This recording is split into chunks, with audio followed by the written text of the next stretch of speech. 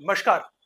बांग्लादेश में तख्तापलट और गृह युद्ध की स्थिति को समझना है तो आपको यूएस महाशक्ति की सामरिक महत्वाकांक्षाओं और उनको पूरा करने के लिए रचे जाने वाले सामरिक मायाजाल को समझना होगा। बांग्लादेश में डेमोक्रेसी रिस्टोर करने के नाम पर यह ड्रामा क्यों और कैसे हुआ, आइए समझते हैं। सेकेंड वर्ल्ड वॉर के बाद अमेरिका पूरी दुनिया का अघोषित चौधरी बनकर बैठा हुआ है। यह चौधराहट अगले 20-50 सालों में भी किसी और के पास ना जाए, उसके आसपास भी ना जाए, इसके लिए यूएस दुनिया के मैप पर शतरंज की बिसात पर चाले चलता रहता है। आज पूरी दुनिया में यूएस को चुनौती देने के लिए दो ही देश हैं, रूस और चीन। रूस को काबू रखने के लिए यूएस ने फिलहाल यूक्रेन को आग में झोंक रखा है, लेकिन चीन वो देश है जो यूएस के सामने असली चुनौती है। आर्थिक और सामरिक रूप से सक्षम चीन अगले 20 सालों में पूरी दुनिया का नया चौधरी बनने का मादा रखता है। लिहाजा ओबामा के समयकाल में ही यूएस ने चीन को चौतरफा घेरने और उसको काबू करने का काम शुरू कर दिया था। इसके लिए सबसे जरूरी है कि कैसे चीन को अपनी मिसाइलों और फाइटर जेट की रेंज में रखा जाए। चीन को पूरब की तरफ से रेंज में रखने के लिए यूएस के पास साउथ कोरिया, जापान के अलावा अपना गुआम आइलैंड भी है, जिससे वो चीन पर दबाव बना सकता है। पश्चिम में यूएस के पास अफगानिस्तान व पाकिस्तान एक अड्डा था, लेकिन अफगानिस्तान अब हाथ से निकल चुका है। पाकिस्तान ने भी चीन के दबाव में यूएस को अड्डा बनाने से मना कर दिया। इसके बाद इमरान खान का क्या हाल हुआ हम सब जानते हैं। ऐसे में यूएस जानता है कि पाकिस्तान तात्कालिक रूप से मान भी जाए तो यह परमानेंट इलाज नहीं है। भारत कभी भी अपनी भूमि का इस्तेमाल यूएस को करने नहीं दे सकता। फिलहाल यूएस के पास अब एक ही ठिकाना है, वो है भारत से दक्षिण में करीब 3,500 किलोमीटर दूर डियोगा गार्सिया आइलैंड, जो कि एक ब्रिटिश टेरिटरी है, जिस पर अब यूएस ने अपना सैन्य रणनीतिक अड्डा बना रखा है, अपना नेवल बेस बना रखा है।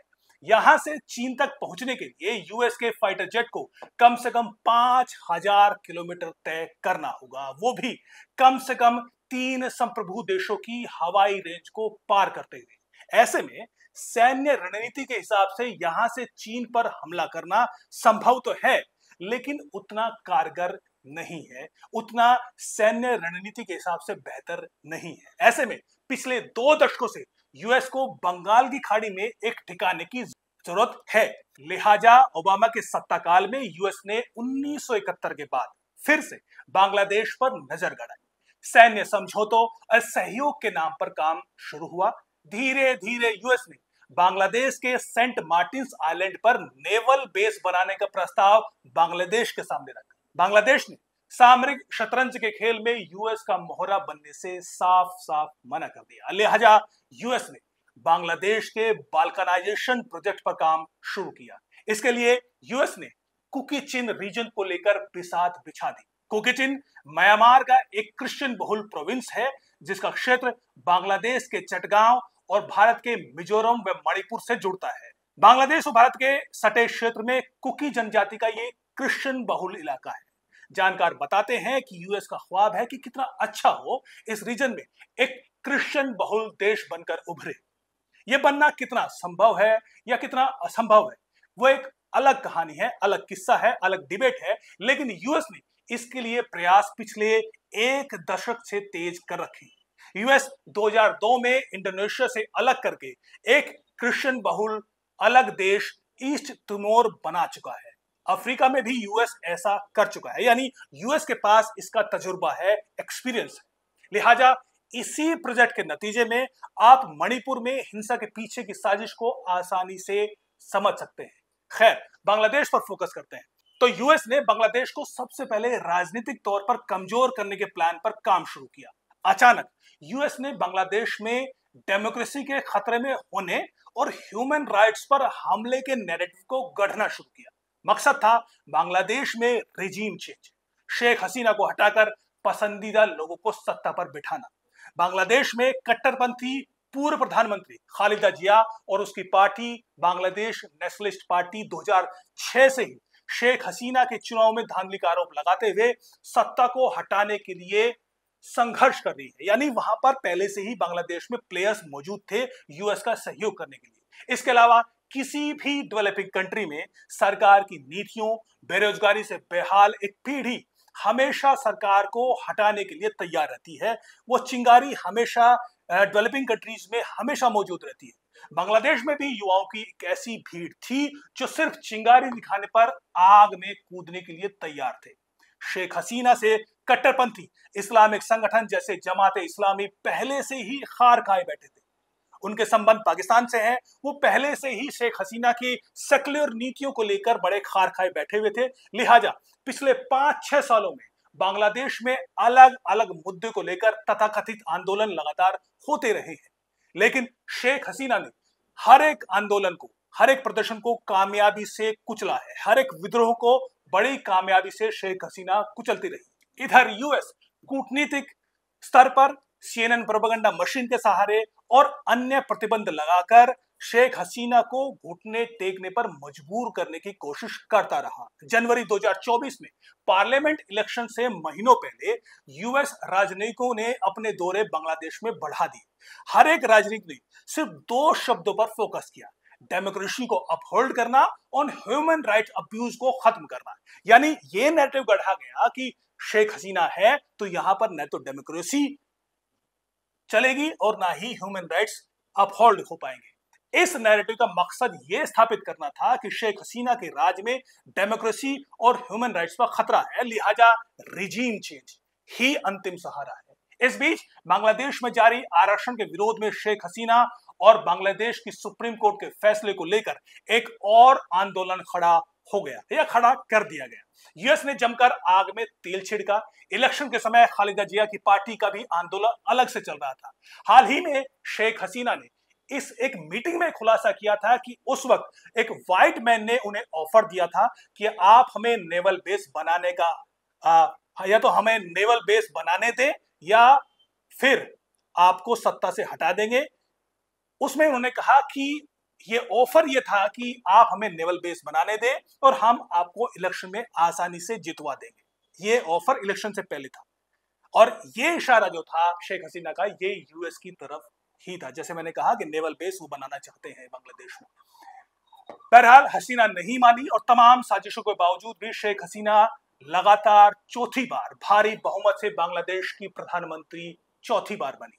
रिजल्ट को देखकर यूएस के विदेश विभाग के प्रवक्ता मैथ्यू मिलर ने खुलेआम नाराजगी जाहिर की, खुलेआम बयान दिया। कहा कि हजारों विपक्षी नेताओं की गिरफ्तारी और चुनाव के दिन अनियमितताओं की रिपोर्ट से अमेरिका परेशान है। वो दुखी है कि ये चुनाव स्वतंत्र नहीं था, निष्पक्ष नहीं था। दुख की बात है कि इसमें सभी पार्टियों ने हिस्सा नहीं लिया था। यानी इस बयान से साबित हुआ कि कतई यूएस खुश नहीं था और यूएस पूरी तरह से नाराज था। लेकिन शेख हसीना ने सीधे और परोक्ष रूप से यूएस को धीरे धीरे किनारे करना शुरू किया। अब यूएस के पास एक ही चारा था, शेख हसीना को सीधे सीधे धमकी दी जाए और अब मैदान में उतरकर उसको सत्ता से हटाया जाए। हमारे लिए काम करो या फिर सत्ता से हटो, ये यूएस ने सीधे सीधे मैसेज दिया। अचानक आरक्षण के नाम पर देश में प्रदर्शन शुरू होने लगे और उसके पीछे यूएस की जो किरदार थी उसके जरिए आपको साजिश और अच्छे से समझ आएगी। ये है यूएस की regime change expert Victoria Nuland. Nuland US की under secretary of state for political affairs रही है, जिनके पास जिम्मेदारी थी साउथ एशिया के देशों के पॉलिटिकल अफेयर्स को संभालने की। न्यूलैंड इससे पहले कई देशों में सीआईए के रिजीम चेंज प्रोजेक्ट को अंजाम दे चुकी है। लीबिया, सीरिया में सत्ता बेदखली के पीछे यही औरत थी। 2008 में रूस के खिलाफ जॉर्जिया को बढ़ाने के पीछे भी यही न्यूलैंड थी। हाल ही में रूस से युद्ध कराकर यूक्रेन को तबाह करने के पीछे भी यही न्यूलैंड शतरंज की चालें चलती रही थी। यानी यूएस यूक्रेन के पीछे भी जो दिमाग काम कर रहा था वो न्यूलैंड का ही था। जियो स्ट्रेटेजी के जानकार समझते हैं कि जिस देश में ये मोहतरमा गई, समझिए उस देश में आने वाले दिनों में सिविल वॉर होनी तय है, ये ऐसा कहा जाता है। बहरहाल बांग्लादेश के मामले में भी बात सच साबित हुई। न्यूलैंड ने मार्च 2022 में बांग्लादेश का दौरा किया और बांग्लादेश में डेमोक्रेसी और ह्यूमन राइट्स के नाम पर चिंता जताते हुए नैरेटिव गढ़ना शुरू किया। कई बयान दिए। इसके बाद मई 2023 में भी न्यूलैंड ने बांग्लादेश पर फोकस और बढ़ा दिया और उस वक्त एक दौरा किया।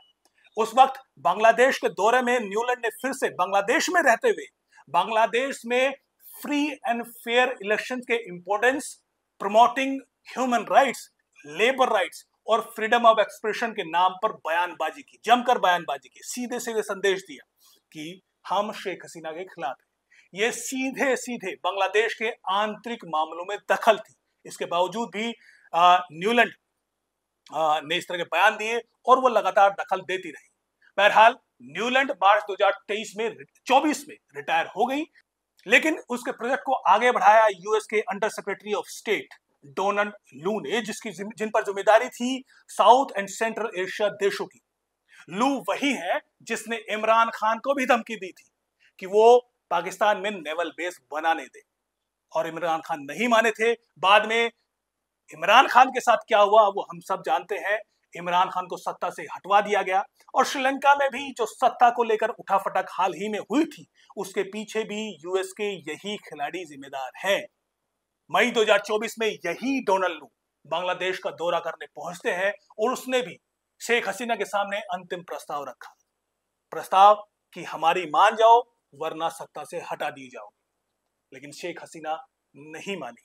अंततः वही हुआ जो हम सबके सामने है। शेख हसीना के सत्ता से हटने के बाद जो शख्स अंतरिम सरकार को लीड करने वाला है वो है नोबेल पुरस्कार विजेता मोहम्मद यूनुस। जानकार जानते हैं कि यूनुस की पढ़ाई से लेकर नोबेल पुरस्कार मिलने तक, उसको हीरो बनाने से लेकर उसके हर एक प्रोजेक्ट को आगे बढ़ाने के पीछे सिर्फ और सिर्फ यूएस ही है। आज यूएस का ये एसेट भी शतरंज की इस चाल में वजीर बनकर मैदान में उतर चुका है। यूएस की शतरंज की चाल में मोहम्मद यूनुस एक नया मोहरा है। अब आप आसानी से अंदाजा लगा सकते हैं कि आगे क्या होने वाला है बांग्लादेश में, वो भी जब मोहम्मद यूनुस अंतरिम सरकार को लीड करेंगे। लेकिन क्या बांग्लादेश में होने वाले इस खेल में सिर्फ अमेरिका था? इसमें पाकिस्तान या फिर चीन कहां है? अगर मैं आपको कहूं कि इस खेल में पाकिस्तान और चीन भी बराबरी से शामिल थे तो आप चौंकेंगे जरूर। आप कहेंगे जनाब ऐसे कैसे, यूएस भी और चीन भी? तो बहरहाल मैं आपको कहूं कि यह कहानी पेचीदा है। इस खेल में चीन और पाकिस्तान भी साइड रोल में मौजूद थे और उन्होंने इस शतरंज की चाल पर अपने मोहरे भी चले। कैसे वो बताऊंगा अगले वीडियो में कि कहां चीन था, कहां पाकिस्तान था और इस खेल में भारत कहां रहा।